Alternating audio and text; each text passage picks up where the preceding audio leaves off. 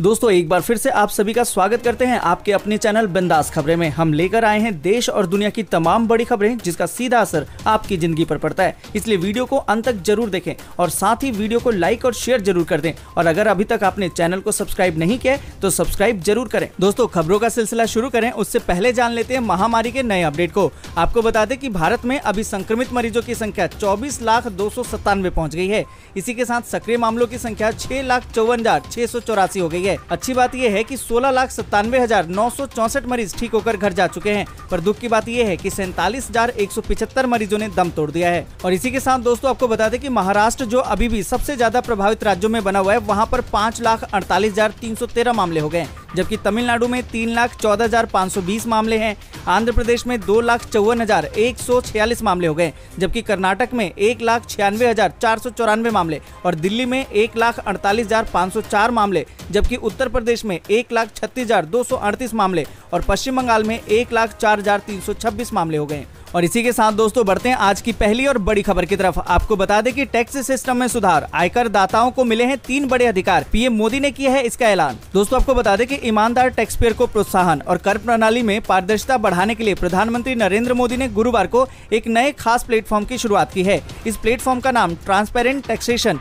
Honouring the honest का नाम दिया गया है। इस मौके पर प्रधानमंत्री नरेंद्र मोदी ने कहा कि ये प्लेटफॉर्म 21वीं सदी के टैक्स सिस्टम की शुरुआत है, जिसमें कि फेसलेस असेसमेंट अपील और टैक्स पेयर चार्टर जैसे बड़े रिफॉर्म हैं। दोस्तों आपको बता दें कि पीएम मोदी ने कहा कि अब जान पहचान का मौका खत्म हो गया है। ट्रांसफर पोस्टिंग के मामलों से राहत मिलेगी, वहीं टैक्स से जुड़े मामलों की जांच और अपील दोनों ही फेसलेस होगी। अब आयकर विभाग को टैक्स पेयर का सम्मान रखना जरूरी होगा। पीएम ने कहा कि टैक्स पेयर के योगदान से ही देश चलता है और उसे तरक्की का मौका मिलता है। दोस्तों आपको बता दें कि पीएम मोदी ने कहा कि इनमें से कुछ सुविधा अभी से लागू हो गई है, जबकि पूरी सुविधा 25 सितंबर से शुरू हो जाएगी। पीएम मोदी बोले कि पिछले कुछ वक्त में हमने मसलों पर फोकस किया। ये नई यात्रा की शुरुआत है। अब ईमानदार का सम्मान होगा। एक ईमानदार टैक्स पेयर राष्ट्र निर्माण में भूमिका निभाता है। तो देश और दुनिया की तमाम बड़ी खबरें और इस वीडियो को बनाने में हमारी बहुत मेहनत लगती है, इसलिए हमारी आपसे रिक्वेस्ट है कि इस वीडियो को लाइक और दोस्तों के साथ शेयर करना बिल्कुल भी ना भूलें। और दोस्तों इसी के साथ बढ़ते हैं अगली बड़ी खबर की तरफ। आपको बता दें कि महंत नित्य गोपाल दास हुए महामारी पॉजिटिव, राम मंदिर भूमि पूजन में थे मौजूद। दोस्तों आपको बता दें कि श्री राम जन्मभूमि तीर्थ क्षेत्र ट्रस्ट के अध्यक्ष महंत नित्य गोपाल दास महामारी संक्रमण की चपेट में आ गए हैं। गुरुवार को उनका महामारी टेस्ट पॉजिटिव आया है। उन्हें सांस लेने में परेशानी हुई थी, जिसके बाद उनका महामारी टेस्ट करवाया गया, जिसमें कि संक्रमण की पुष्टि हुई है। फिलहाल वह मथुरा में हैं और यहीं उनकी तबीयत बिगड़ी थी। दोस्तों आपको बता दें कि मुख्यमंत्री योगी आदित्यनाथ ने उनकी तबीयत को लेकर मथुरा के डिस्ट्रिक्ट मजिस्ट्रेट से फोन पर बात की है और उनके स्वास्थ्य की जानकारी ली है। सीएम ने मथुरा के डीएम से महंत नित्य गोपाल को सर्वश्रेष्ठ चिकित्सा सुविधा उपलब्ध कराने के लिए हर संभव सहयोग देने के निर्देश दिए हैं। आपको बता दें कि वह हाल ही में 5 अगस्त को अयोध्या में हुए राम मंदिर भूमि पूजन के कार्यक्रम में शामिल हुए थे। इसके अलावा मथुरा में भी उन्होंने कृष्ण जन्मोत्सव के मौके पर पूजा भी कराई थी। और इसी के साथ दोस्तों बढ़ते हैं अगली बड़ी खबर की तरफ। आपको बता दें कि H1B वीजा पर ट्रम्प प्रशासन ने दी राहत, भारत के IT शेयर में तेजी। दोस्तों आपको बता दें कि अमेरिका के ट्रम्प प्रशासन ने H1B वीजा के नियमों में शर्तों के साथ छूट दी है। इन नए नियमों के मुताबिक अगर कोई H1B वीजा धारक वापस पाबंदी लगने से पहले अपनी पुरानी नौकरी पर अमेरिका में लौटता है तो उसे आने की इजाजत होगी। इसके अलावा वीजा धारक की पत्नी और बच्चों को भी राहत देते हुए प्राइमरी वीजा के साथ अमेरिका में आने की मंजूरी दी गई है। आपको बता दें कि ट्रम्प प्रशासन के इस फैसले से भारत के IT प्रोफेशनल को बड़ा फायदा होने की उम्मीद है। यही वजह है कि सप्ताह के चौथे कारोबारी दिन यानी कि गुरुवार को IT सेक्टर के शेयरों में रौनक देखने को मिली है। शुरुआती कारोबार में TCS, टेक महिंद्रा, इन्फोसिस और HCL के शेयर में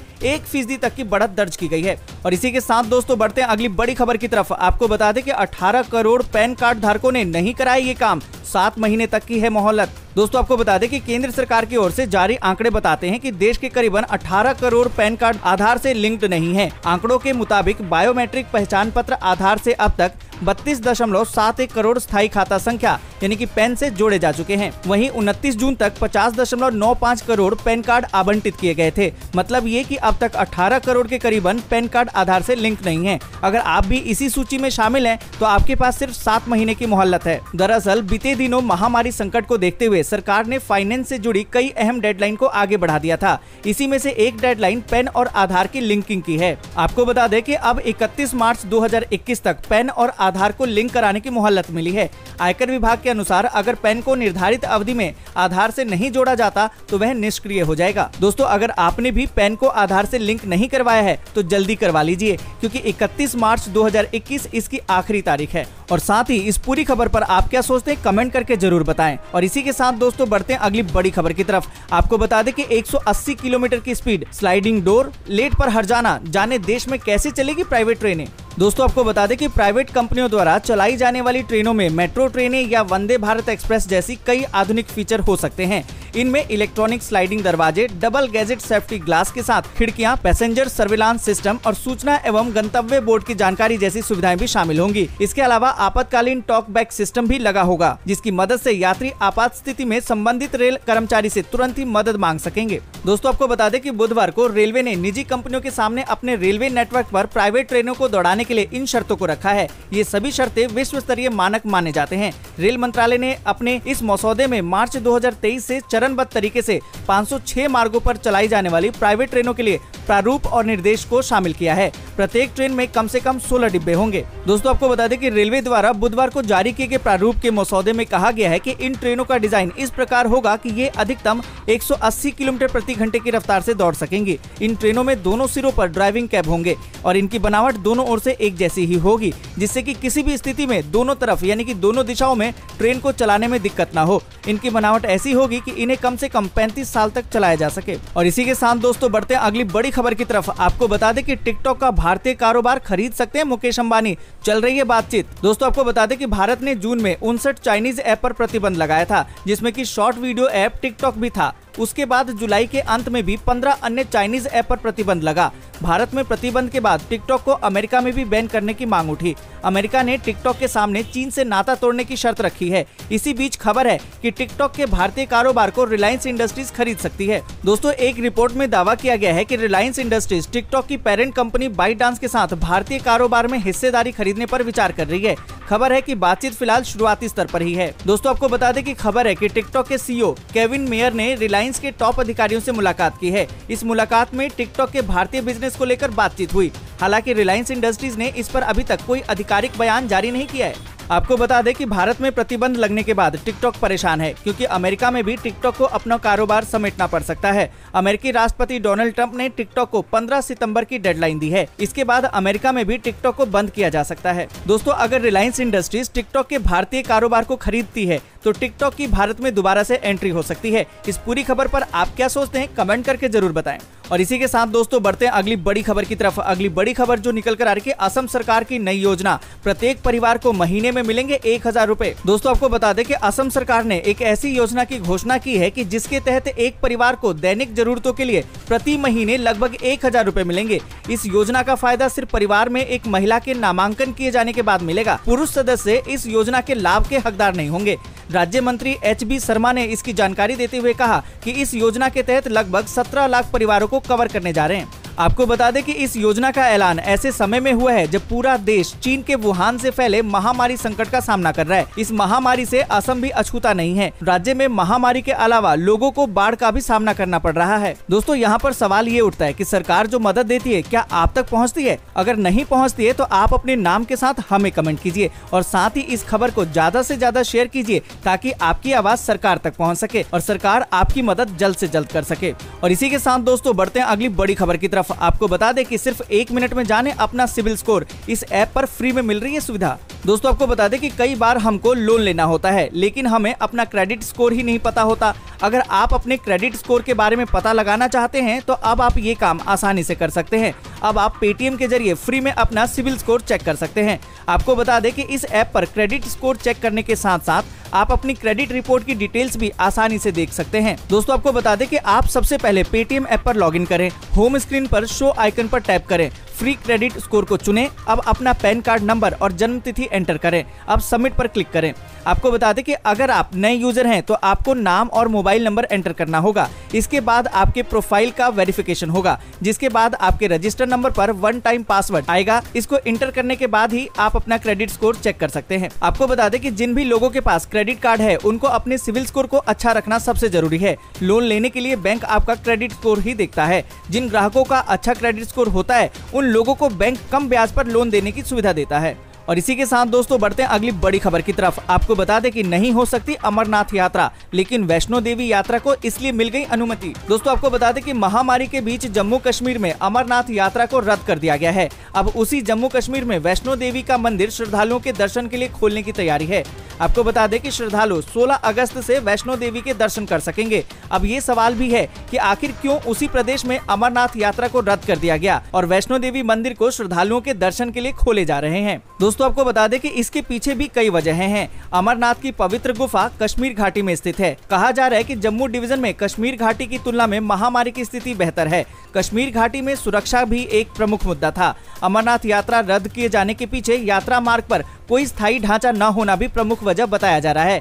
ऐसे में यात्रा संपन्न कराने के लिए प्रशासन को तीर्थ यात्रियों की व्यवस्था पर ध्यान केंद्रित करना होता। और इसी के साथ दोस्तों बढ़ते हैं अगली बड़ी खबर की तरफ। आपको बता दें कि देश भर में खोले जा सकते हैं सितंबर से स्कूल। महामारी संक्रमण के कारण बंद पड़े हैं मार्च से। दोस्तों आपको बता दें कि महामारी संक्रमण के चलते मार्च से ही बंद पड़े स्कूलों को सितंबर से खोला जा सकता है। अभी जो प्रस्तावित योजना है उनमें 10वीं और 12वीं के बच्चों को पहले बुलाया जाएगा, जिन्हें रोटेशन के अनुसार हफ्ते में 2 या 3 दिन ही स्कूल आना होगा। जैसे जैसे संक्रमण की स्थिति सामान्य होगी वैसे वैसे बाकी कक्षाओं के छात्रों को भी बुलाने का फैसला लिया जाएगा। स्कूलों को खोलने का ये ऐलान 15 अगस्त के बाद हो सकता है। आपको बता दें कि वैसे भी जिस तरीके से सुरक्षा मानकों के तहत सार्वजनिक बसों का संचालन, बाजार, मंदिर को आम लोगों के लिए खोला गया है, उसमें स्कूलों को खोलने को लेकर भी दबाव बढ़ने लगा है। इसे लेकर निजी स्कूल सबसे ज्यादा सक्रिय हैं। इनका मानना है कि बच्चों की पढ़ाई पूरी तरह से ऑनलाइन नहीं कराई जा सकती, खासकर ऐसे बच्चे जिनकी बोर्ड की परीक्षाएं अगले ही कुछ महीनों के बाद होने वाली हैं। ऐसे में उन्हें बगैर क्लासरूम और लैब तक लाए उनकी पढ़ाई अधूरी रहेगी। इसके साथ ही सारे बच्चों की ऑनलाइन पढ़ पाने की पहुंच भी नहीं है। दोस्तों आपको बता दें कि मंत्रालय से जुड़े सूत्रों के मुताबिक मौजूदा समय में जब सब कुछ खुल गया है तो स्कूलों को भी सेफ्टी गाइडलाइन के साथ शुरू किया जा सकता है। इनमें कोई परहेज नहीं है। साथ ही इसे लेकर स्कूलों की भी जवाबदेही तय की जाए ताकि कोई भी सेफ्टी गाइडलाइंस का उल्लंघन न कर सके। आपको बता दें कि स्कूलों को खोलने को लेकर ये हलचल इसलिए भी शुरू हुई क्योंकि अब दुनिया भर में स्कूलों को खोला जा रहा है। हाल ही में इंग्लैंड से लेकर एक अहम फैसला लिया गया। इसमें अगले महीने से वहां के सभी स्कूल खुल जाएंगे और इसके साथ ही सभी बच्चों को स्कूल भी आना जरूरी होगा। यदि कोई परिजन अपने बच्चों को नहीं भेजेंगे तो उनसे जुर्माना भी लगाया जाएगा। तो दोस्तों यहाँ पर सवाल अब आपसे है, क्या आप अपने बच्चों को स्कूल भेजेंगे? अगर स्कूल खुलते हैं तो अपनी राय कमेंट करके जरूर बताएं। और इसी के साथ दोस्तों बढ़ते हैं अगली बड़ी खबर की तरफ। आपको बता दें कि हर हाल में होंगे फाइनल ईयर के एग्जाम, शिक्षा मंत्रालय ने साफ दिए निर्देश। दोस्तों आपको बता दें कि केंद्रीय शिक्षा मंत्रालय और यूजीसी की ओर से देश भर की यूनिवर्सिटियों को फाइनल ईयर के छात्रों की परीक्षा लेने का साफ निर्देश दिया गया है। हालांकि एग्जाम के साथ ही सभी विश्वविद्यालयों से छात्रों की सुविधा और सुरक्षा का भी ध्यान रखने को कहा गया है। दोस्तों आपको बता दें कि केंद्रीय शिक्षा मंत्री रमेश पोखरियाल निशंक ने कहा कि अगर विश्वविद्यालय अंतिम वर्ष की फाइनल परीक्षाएं आयोजित कर रहे हैं तो इसमें वे किसी भी प्रकार की मनमानी नहीं कर सकते। उन्हें परीक्षाएं लेने के लिए कहा गया है। यूजीसी की ओर से जारी दिशा निर्देशों में